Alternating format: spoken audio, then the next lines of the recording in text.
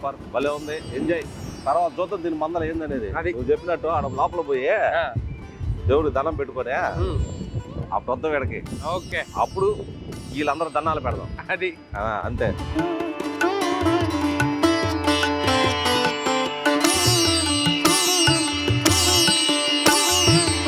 Okay Shivayya దండం పెట్టుకుందాం. ఓం నమ శివాయ. హర హర మహాదేవ శంభో శంకర. శంకర.